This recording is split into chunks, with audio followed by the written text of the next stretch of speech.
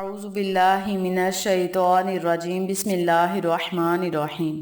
मोहतरम सामाईन, अस्सलामु अलैकुम व रहमतुल्लाहि व बरकातुहू। मैं आपको अपने चैनल अक्सा इस्लामिक एजुकेशन में खुशामदीद कहती हूँ और दुआ करती हूँ अल्लाह ताला आप सबको खुश रखे, आबाद रखे और आप पर अपनी हज़ार रहमतें बारिश की तरह बरसाए। सामाईन, आज मैं आपके साथ रमज़ान अल मुबारक के पहले अशरे का वजीफ़ा शेयर करूंगी। जैसा कि आप सब जानते हैं कि रमज़ान अल मुबारक की आमद है। ये महीना हम सब मुसलमानों के लिए रहमतों वाला है, बरकतों वाला है, बख्शिश वाला है। इस महीने में हम सबको नेकियां हासिल करनी चाहिए, खूब इबादत करनी चाहिए, तस्बीहात करनी चाहिए, अल्लाह की रहमत मांगनी चाहिए, अल्लाह से रहमत का सवाल करना चाहिए, अल्लाह से खूब दुआएं करनी चाहिए। जो हम मांगना चाहते हैं हमें अल्लाह से मांगना चाहिए, अल्लाह को नबी का सदका देकर मांगना चाहिए। इंशाअल्लाह अल्लाह पाक हमें और ज्यादा अता करेगा।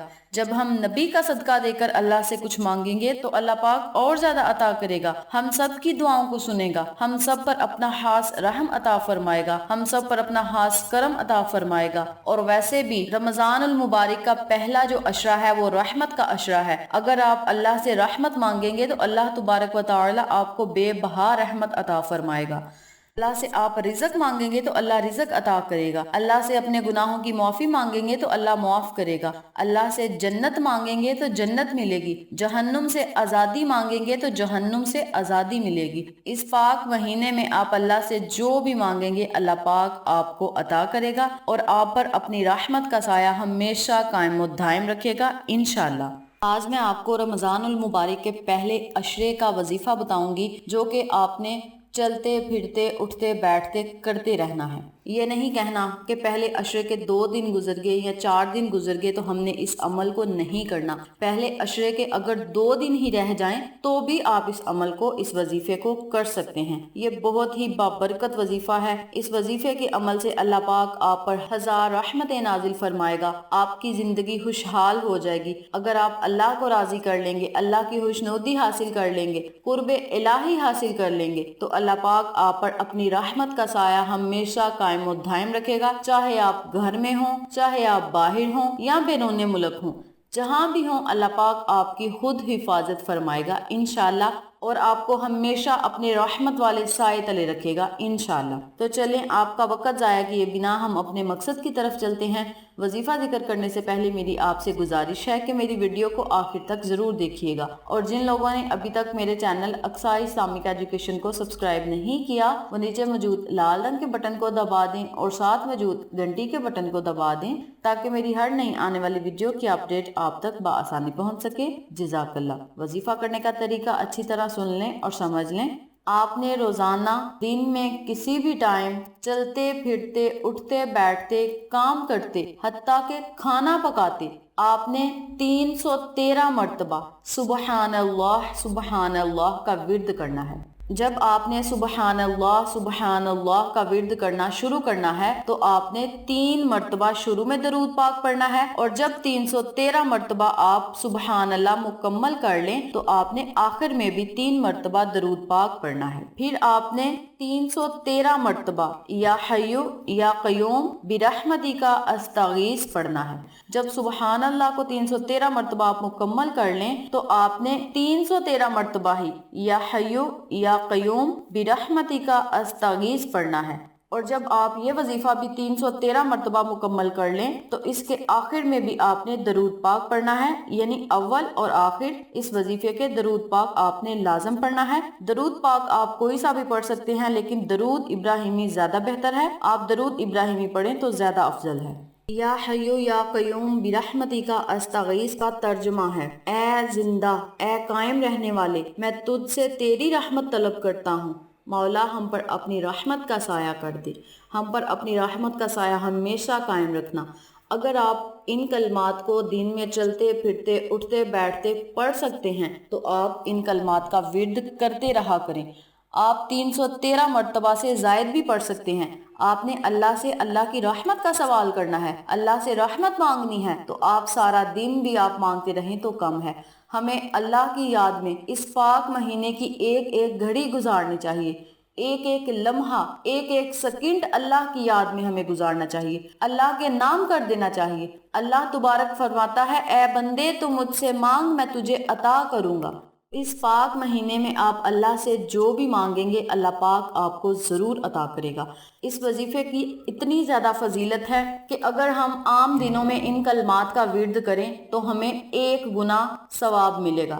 اگر ہم انہی وظائف کو، انہی کلمات کو رمضان المبارک میں پڑھیں گے تو ہمیں 70 گنا زیادہ ثواب ملے گا، عام دنوں میں 1 گنا زیادہ، اور رمضان المبارک میں ہمیں 70 گنا زیادہ ثواب ملے گا۔ تو اس لیے آپ نے سچے دل سے، خلوص دل سے اللہ سے جو دعا مانگنی ہے آپ مانگیں، اللہ سے جو چیز طلب کرنی ہے آپ کریں، اللہ کی خوشنودی حاصل کریں، اللہ کو راضی کریں، اپنے رسول کو راضی کریں، اللہ کی یاد میں اپنے ہر گھڑی اللہ کی یاد میں گزاریں، نبی پاک صلی اللہ علیہ وآلہ وسلم کی خدمت میں درود پاک کا نذرانہ پیش کریں تو اللہ پاک آپ پر کس طرح مہربان ہوتا ہے یہ آپ خود اپنی آنکھوں سے دیکھیں گے، آپ خود محسوس کریں گے کہ اللہ تبارک و تعالی ہم پر مہربان ہو گیا ہے۔ جب آپ کو عبادت کرنے کے بعد سکون ملے، اطمینان ملے تو سمجھ جانا اللہ پاک آپ سے راضی ہو گیا ہے، اللہ نے آپ کے گناہ معاف کر دیے ہیں۔ جب دعا کرتے آپ کے آنکھوں سے آنسو گر جائیں یا آپ کے دل میں خوف خدا آ جائے تو یاد رکھنا یہ اس بات کی دلیل ہے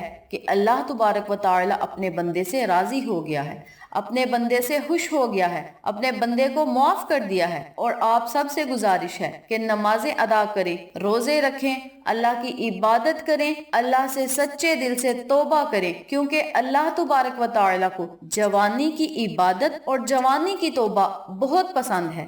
اللہ کو جوان کا صدقہ خیرات کرنا بہت پسند ہے، دولت مند کی عاجزی بہت پسند ہے، غریبوں کی سخاوت پسند ہے، گناہ گاروں کی عبادت پسند ہے۔ اس کے علاوہ بیمار اور لاچار جو انسان ہیں ان کا شکر اللہ کو بہت پسند ہے، جو بیماری کی حالت میں بھی اللہ کا شکر ادا کرتے ہیں، اللہ سے شکوہ نہیں کرتے کہ مولا تو نے ہمیں کس بیماری میں مبتلا کر دیا ہے، ایسی بیماری میں مبتلا کر دیا ہے جس کا کوئی علاج ہی نہیں، وہ اس طرح کا اللہ سے کوئی گلہ نہیں کرتے، کوئی شکوہ نہیں کرتے، بلکہ اللہ کا شکر ادا کرتے ہیں کہ مولا تو نے ہمیں جس حال میں بھی رکھا ہم خوش ہیں، ہم راضی ہیں۔ تو اللہ تبارک و تعالیٰ کا جب شکر ہم ادا کریں گے تو اللہ پاک ہمارے شکر ادا کرنے پر ہمیں اور زیادہ عطا کرے گا۔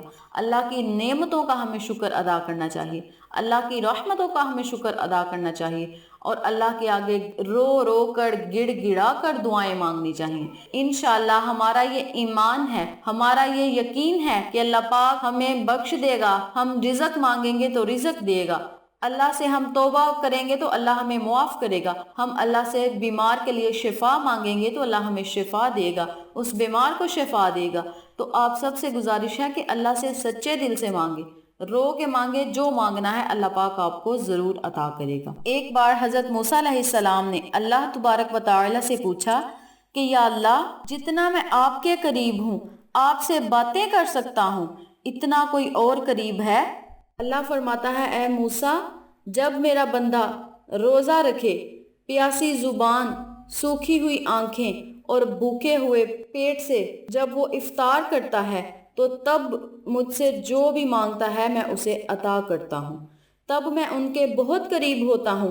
جب وہ روزہ افطار کرتے ہیں تو اس وقت مجھ سے جو مانگے میں انہیں ضرور عطا کرتا ہوں۔ اور موسیٰ میرے اور تیرے درمیان 70 پردوں کا فاصلہ ہے، لیکن جب وہ افطار کریں تو ہمارے درمیان ایک بھی پردے کا فاصلہ نہیں ہوتا، اور افطار کے وقت وہ جو بھی دعا مانگ لیں میں اسی وقت ان کی دعا قبول کرتا ہوں، میں ان کی وہ دعا ضرور قبول کرتا ہوں، میں ان کی دعاؤں کو رد نہیں کرتا جب وہ افطار کے وقت مجھ سے کوئی دعا مانگتے ہیں۔ اور اگر میرے بندوں کو معلوم ہوتا کہ رمضان کیا ہے تو سب تمنا کرتے کہ کاش پورا سال رمضان ہوتا۔ رمضان کی اتنی زیادہ فضیلت ہے کہ اللہ خود فرماتا ہے کہ اگر میرے بندوں کو اس کی فضیلت کا پتہ چل جائے تو ان کا یہی دل کرے کہ کاش رمضان سارا سال ہوتا۔ رمضان ہمیں تحفہ ملا ہے، رمضان ہمارے لیے بخشش کا مہینہ ہے، رمضان ہمارے لیے اللہ تبارک و تعالی نے جہنم سے آزادی کا پروانہ بھیجا ہے۔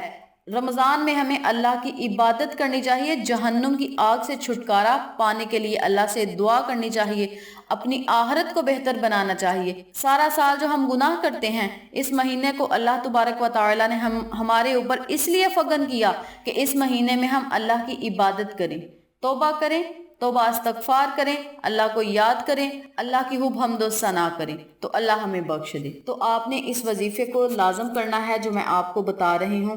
رمضان کا پہلا عشرہ ہی رحمت کا ہے تو یہ وظیفہ بھی رحمت کے لیے ہے۔